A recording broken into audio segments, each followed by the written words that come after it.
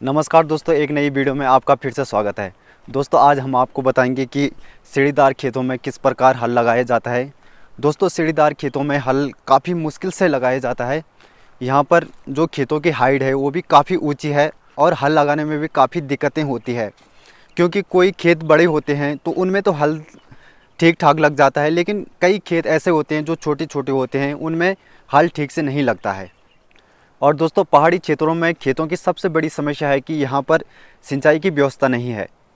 हमें ऊपर वाले की ही देन पर खेतों को चलाना पड़ता है। जब ऊपर से बारिश होती है तभी खेतों में अनाज उगता है। दोस्तों ये पहाड़ी क्षेत्रों की सबसे बड़ी समस्या है। दोस्तों आखिर पहाड़ी क्षेत्रों में लोग मेहनत क्यों नहीं कर पाते हैं, क्या आपको पता है?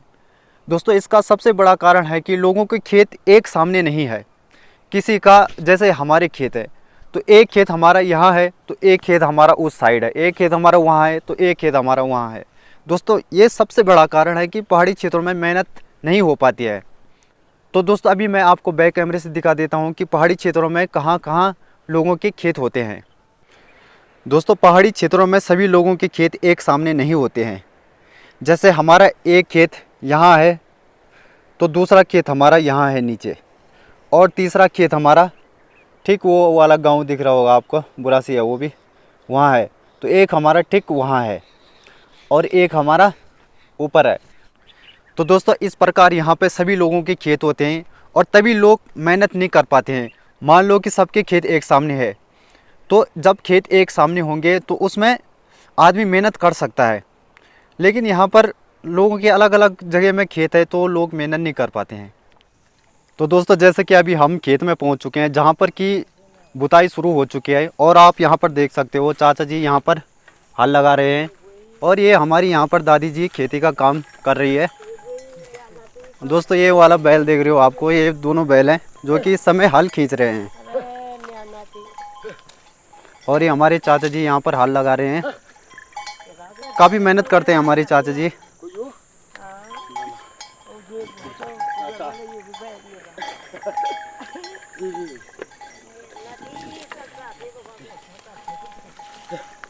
दोस्तों ये यहाँ पर बुताई शुरू हो रही है अभी।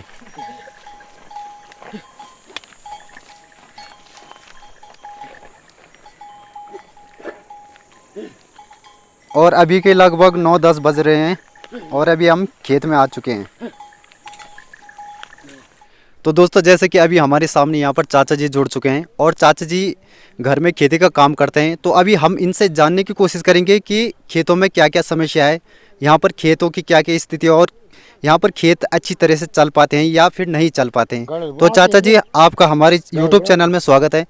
तो चाचा जी यहाँ पर खेतों की क्या क्या स्थिति है, यहाँ पर खेत ठीक तरह से चल पाते हैं क्या फिर नहीं चल पाते हैं? अरे भाई यहाँ तो न पानी है न कुछ है, न तो यहाँ पानी न कुछ, इसलिए यहाँ खेती ऐसी। हाँ हमको मतलब ऊपर वाले की मेहरबानी पर खेतों को करना पड़ता है, उसी पे हम निर्भर है। तो चाचा जी और क्या क्या समस्या है खेतों की? समस्या यही है, पानी की बड़ी समस्या है यहाँ, पानी की।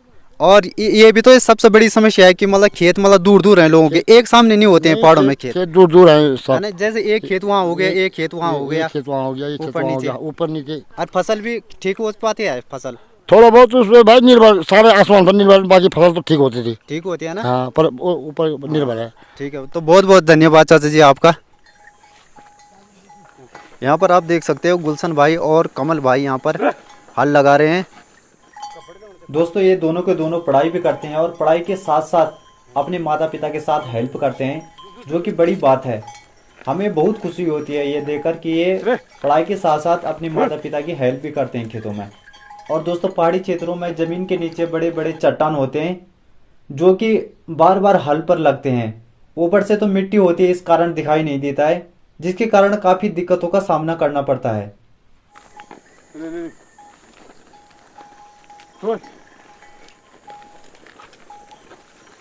तो भाई आपका नाम क्या है? कमल नेगी। कमल नेगी। तो आप इस समय पढ़ाई कर रहे हो कि? पढ़ाई कर रहे हैं। अच्छा कितने में पढ़ रहे हो आप अभी? 12 में। अच्छा, तो यहाँ पर किस कारण आपको आना पड़ रहा है? यहाँ ये हल लगाने आना पड़े। हल लगाने। तो आप हल लगाने के कितने बजे आते हो यहाँ पर? 5 बजे। तो यहाँ पर पहाड़ी क्षेत्रों में दिक्कत क्या होती है हल लगाने में?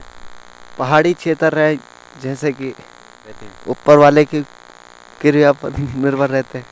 तभी खेत चल पाते हैं। बहुत बहुत धन्यवाद। तो यहाँ पर हमारे गुलशन भाई भी हैं। तो गुलशन भाई, आप इस समय काम क्या कर रहे हो? मैं कॉलेज कर रहा हूँ, 20 से कोर्स कर रहा हूँ उधर से, पोखरा से। अच्छा, पोखरा से। तो आपको भी यहाँ पर खेती में आना पड़ रहा है, ये हाँ, कारण क्या है? क्योंकि कमल भाई हैं जो अपने हमारे मतलब वो लगाते हैं कि हम हल लगाते हैं, तो उन्हीं के साथ आता हूँ मैं, दोस्त है मेरा, तब आते हैं उसके साथ। तो यहाँ पर चाचा जी के साथ मदद करते होंगे? हाँ, मदद करते हैं। तो पहाड़ी क्षेत्रों में दिक्कत क्या आती है यहाँ पर? दिक्कत है कि बारिश होती नहीं है कभी कभी, तो कभी मतलब बारिश के सहारे पर, जैसे बारिश होती है तब उसी के सहारे पर निर्भर करनी पड़ती है खेती में। उसी के सहारे पर खेती निर्भर होती है। तो दोस्तों, जैसे कि अभी गुलशन भाई ने बताया कि पहाड़ों में सबसे बड़ी कमी है वो है कि यहाँ पर सिंचाई की व्यवस्था नहीं है। हम लोग ऊपर वाले की मेहरबानी पर ही निर्भर रहते हैं। जब ऊपर से बारिश आती है तभी हमारे यहाँ पहाड़ी क्षेत्रों के खेत चल पाते हैं। तो ये सबसे बड़ा कारण है कि पहाड़ी क्षेत्र में बारिश नहीं होती है। दोस्तों, हमारे दादाजी यहाँ पर गेहूं को बो रहे हैं। आज हमारी बुताई है, तो आप यहाँ पर देख सकते हो। दोस्तों, ये मेरे पिताजी हैं जो हल लगा रहे हैं अभी। और ये हमारी दोनों बैल हैं जो कि काफ़ी पुराने हैं। इनको हम में लगभग 17-18 साल हो चुके हैं। उस समय में बहुत छोटा था, 5 साल का था। तब से ये बैल हम में है। अब ये बूढ़े हो चुके हैं, तो अब ये ठीक से चल नहीं पाते हैं।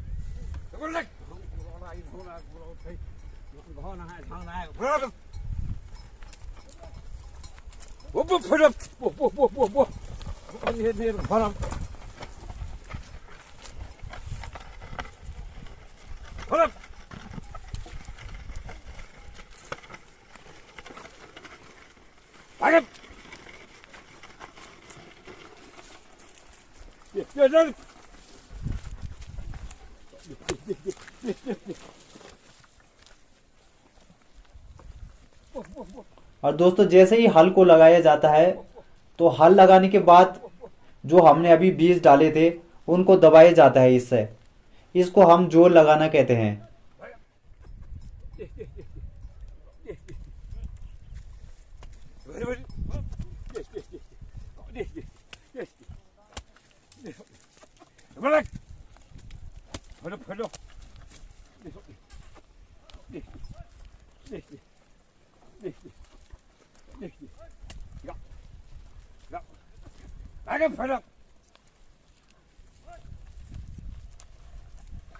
दोस्तों, आप यहाँ पर देख सकते हो, यहाँ पर सुमित भाई इस समय हल लगा रहे हैं। और इनकी अभी काफ़ी छोटी एज है, लेकिन ये इस एज में भी काफ़ी मेहनत कर रहे हैं। आप यहाँ पर देख सकते हो, सुमित भाई यहाँ पर हल लगा रहे हैं।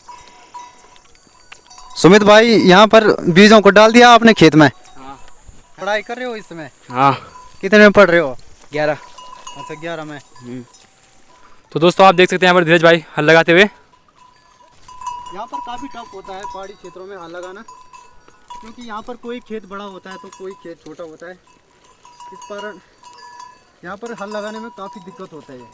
बहुत ही मुसीबत आती है यहाँ पर पहाड़ों में हल लगाने में। और दोस्तों, जैसे कि यहाँ पर नीरज भाई भी हल लगा रहे हैं। और पहाड़ी क्षेत्रों में मैंने आपको कई बार बताया कि काफ़ी दिक्कतों का सामना करना पड़ता है पहाड़ी क्षेत्रों में। तो दोस्तों, जैसे कि अभी हमारे सामने यहाँ पर चाचा जी जुड़ चुके हैं, और चाचा जी से हम जानेंगे कि खेतों में क्या क्या समस्या है और क्या क्या दिक्कतें होती है यहाँ पर पहाड़ों में खेत करने में। तो चाचा जी, आपका स्वागत है हमारे चैनल में। तो चाचा जी, क्या क्या समस्या होती है पहाड़ों में खेत में? सबसे पहले तो मैं आपके चैनल का धन्यवाद करूंगा, और आपके माध्यम से मैं सरकार को भी अवगत कराना चाहता हूं कि विगत 4-5 सालों में कृषि के लिए कुछ नहीं हुआ है। और ये आपको दिख ही रहा है, खेत के जो पुस्ते गिरे हुए हैं, जिन 4-5 सालों में इनकी मेंटेनेंस नहीं हुआ है। न तो हमें कृषि गिरवाड़ का कोई फायदा है, ठीक है, सिंचाई का तो सबको पता ही है, सारे सरकार को ही पता है। और ग्राम सभा के स्तर पर ग्राम प्रधान या क्षेत्र पंचायत द्वारा मनमानी की जा रही है, उस पर सरकार ध्यान नहीं दे रही है। न तो कोई कर्मचारी यहाँ देखने के लिए आता है काम स्टार्ट हुआ कि नहीं हुआ, कि किस तरह से काम हो रहा है, कोई उसका तरीका नहीं है। उनका कोई सरकारी कर्मचारी यहाँ पे जांच के लिए आता है। यहाँ तक कि हमारा विकास खंड अधिकारी भी ब्लॉक पावा वाला यहाँ ध्यान नहीं देता। इसे विगत पिछले कार्यकाल में मैं स्वयं प्रधान था और मैंने इसी चीज़ पे आपत्ति लगाई थी। प्रधान ने जब मनमानी की थी तो वीडियो ने भी हमारा साथ नहीं दिया था और सीडीओ ने भी। यहाँ तक कि हमारे जो क्षेत्र विधायक है, क्षेत्रीय विधायक श्री धन सिंह रावत जी थे, जिनके पास कई पद थे, जो प्रोटोकॉल मंत्री भी थे और दुग्ध मंत्री भी थे और हमारे उच्च शिक्षा मंत्री भी थे, उन्होंने किसी भी क्षेत्र में ध्यान नहीं दिया है। ये मैं अपने प्रदेश के मुख्यमंत्री एवं देश के प्रधानमंत्री श्री नरेंद्र मोदी जी से शिकायत कर रहा हूँ। एक हिसाब से शिकायत कर रहा हूँ कि हमारी बातों पे, हमारी शिकायतों पे कोई ध्यान नहीं दिया जाता। अगर हम किसी कर्मचारी की या ग्राम प्रधान की शिकायत करते हैं तो हमारे क्षेत्रीय विधायक श्री धन सिंह रावत जी मतलब उसमें रोक लगा देते हैं।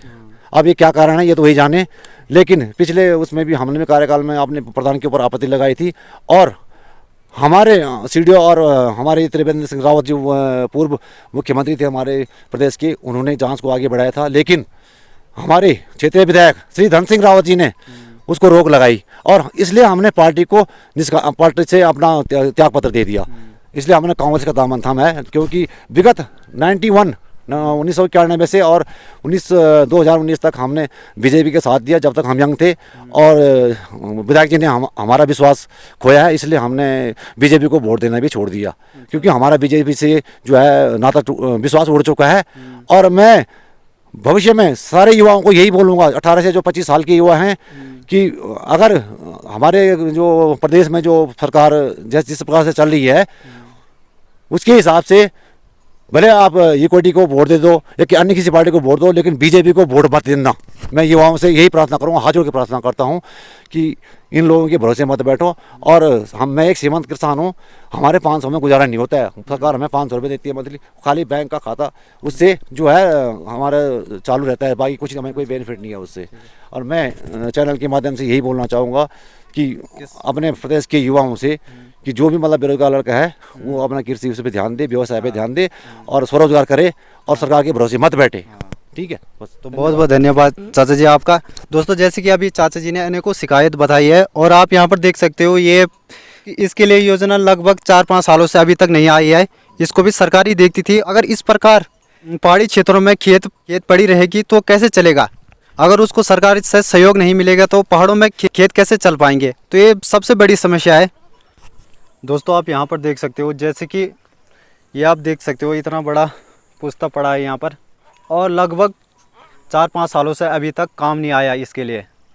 तो जो लोग पहाड़ी क्षेत्रों में अपने खेतों को काटते हैं वो कैसे अपने खेतों को करेंगे? ये केवल दोस्तों इसी खेत की स्थिति नहीं है, सारी खेतों की स्थिति ऐसी है। आप यहाँ पर देख सकते हो, यहाँ पर जगह जगह पर ये पुस्ते पड़े हुए हैं।